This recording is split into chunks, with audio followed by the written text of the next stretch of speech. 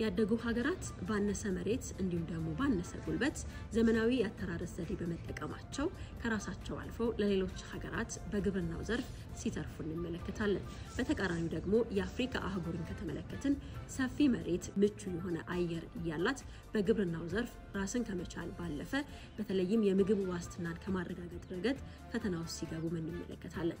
ሰላም ጤና ይስጥልን እንዴት ቆያችሁ ተመልካቾቻችን?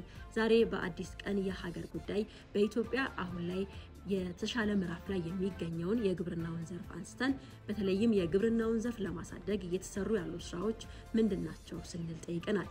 በዚህ ውስጥ እንግዲህ በግብርናው ዘርፍ አርሶ አደሩ በብዛት በተለይም እየተጠቀመ ያለው ዝርያ እንዴትስ ያለ ነው ስንል አንስተናል። ለአርሶ አደሩ የሚቀርበው የተለያዩ ዝርያዎች እንዴት በምን አይነት መንገድ አልፎ ነው አርሶ አደሩ ጋር የሚደርሰው? የግብርናውን ዘርፍስ እንዴት እያሳደገ ነው ስንል አንስተናል።